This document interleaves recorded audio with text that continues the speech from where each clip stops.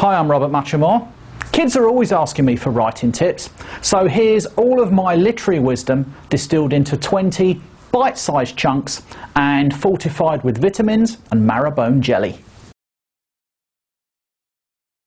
Authors don't get ideas. Ideas don't jump out of a hedge and bite you on the arse on some sunny Tuesday afternoon. Ideas have got to be developed. I've got this tray full of crap. Pages torn out of magazines, scribbled notes, articles cut from newspapers, DVDs that I've burned of TV documentaries, web page printouts.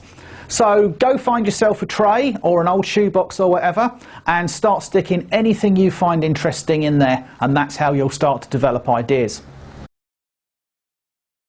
New writers often think that research is the boring stuff which you have to do to get your facts straight. For me, research is how you actually turn your crummy little idea into something that's actually worth writing about. So suppose you've got an idea. Maybe it's a story about a Russian terrorist or a Victorian-era romance with tarts prancing around in bonnets. Before you start developing your plot or getting into serious details, immerse yourself in your subject. Read some of the best novels written in the same genre. Read biographies of people from backgrounds similar to the characters in your book. If your story's set in the past, get history books, watch DVDs, watch YouTube clips, go visiting, go to a country house, a castle, a museum or whatever. Make notes as you go through this process, and by the time you finish, your problem should hopefully be that you've got too many plot ideas rather than too few. Need milk? Just go pick up your keys, grab some cash and walk out the door 10 seconds later. But if you're going on a 6-month trip around the world, you've got to put a lot more thought into things. And a novel is a lot like that 6-month trip. Start writing your book without a plan and you can easily end up with a pile of screwed up paper, a big headache and a story that will take more work to untangle than it would do to plan and write properly in the first place. When you read a good book, the story draws you in. You don't think about how it all fits together, but if you're going to write a book, you've got to lift up the hood, have a poke around and start understanding how stories work. And a good way to do that is to get a couple of your favourite novels down off the shelf and reread them. And after you've read each chapter, just get a little notepad and make a couple of lines of notes on what's happened in the story and how the characters and the plot has developed. When you do this, you'll get a much better grasp of how books fit together, and you'll stop suffering the classic new writer problem where you have a great idea but you run out of stuff to write after about 35 pages. Once I've got a rough idea of a plot and an overall story arc, I'll start making my chapter plan. I usually work on paper, scribbling stuff on post-it notes and moving them around. The finished chapter plan usually lists 4 to 8 key plot developments for each chapter. The whole plan is rarely more than 7 pages long, but I'll spend somewhere between 6 and 10 days bouncing ideas around, developing characters and putting this little document together. I met someone once who goes, "I'm writing a book. The first few chapters are a bit slow, but once you get under the skin of my characters, it gets really interesting." Trouble is, if your book starts off dull, nobody's ever going to read it. You've got to make every page in your books count. In an ideal world, you should be able to pick out any single chapter of your book and enjoy reading it as much as you would enjoy reading a standalone story. In reality, doing that is almost impossible. But if your chapter plan has got 5 long chapters explaining every detail of how a robot chicken works, or starts with 10 pages blabbing on about the genealogy of 6 generations of the Linney family and how they came to live at Rumblebum Hall, you really need to do something about it. When you're planning your story, think about how the story is told and when you reveal certain facts.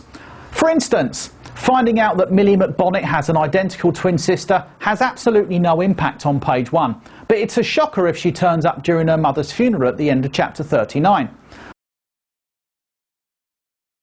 Font size, column size and line spacing all make a huge difference in the number of pages you write.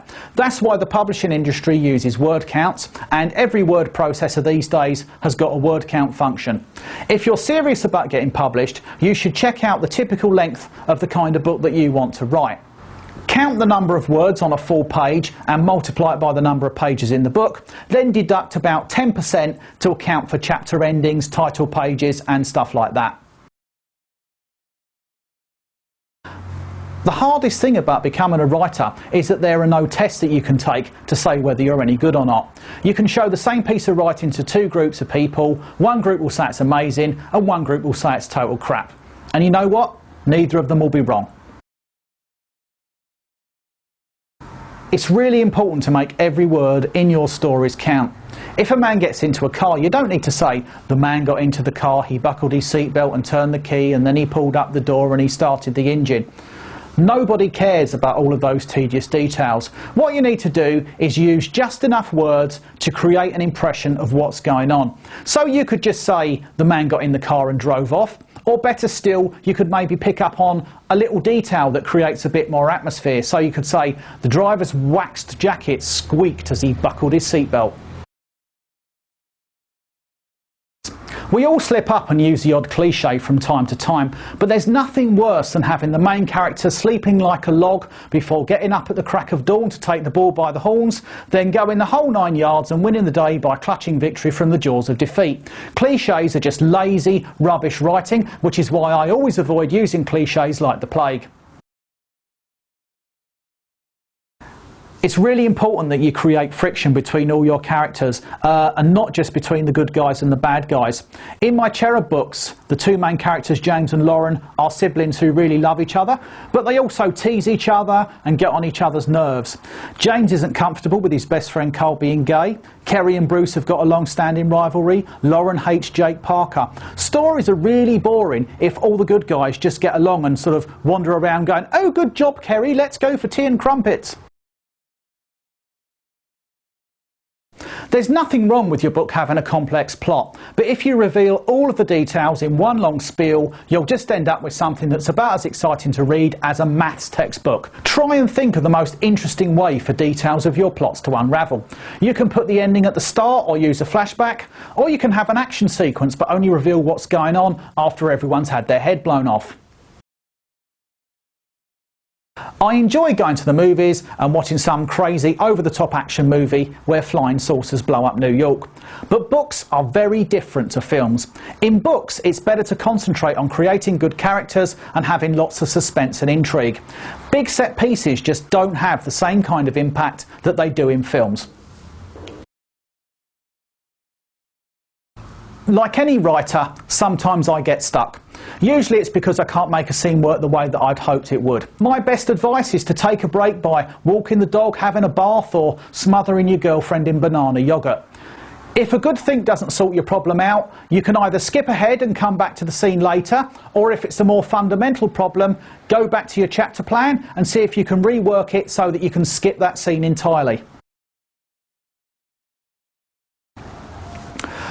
When my godson was about 8, I was explaining to him that I was editing a book, and he just says, "Well, I never edit my stories, I just get them right the first time." If only that were true.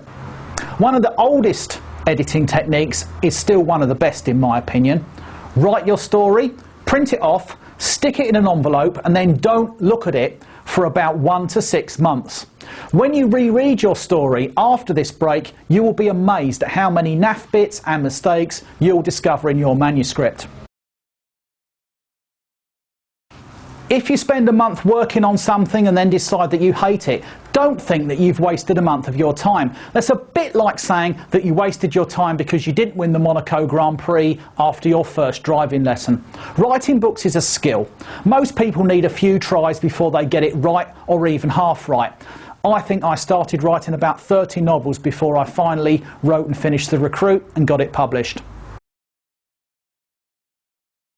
When I was about 16, I got this idea in my head that I was going to be this big shot literary novelist who won the Booker Prize and wore tweed jackets and did interviews on Radio 4. But I spent hundreds of hours trying to write that kind of book, and it was always terrible. But when I started writing books for kids, I got a totally different vibe. So my advice is don't get bogged down. Try writing in lots of different genres and styles until you find something that feels right for you. If you can find a friend who likes reading your stuff and gives honest criticism about your work, you're a very lucky person. Sadly, most people who care about you will make useless critics because they don't want to hurt your feelings and upset you. So don't go assuming that you're the greatest author in the world just because your mum stuck chapter 1 of your book on the fridge and raved about it to all of her friends at the hairdressers.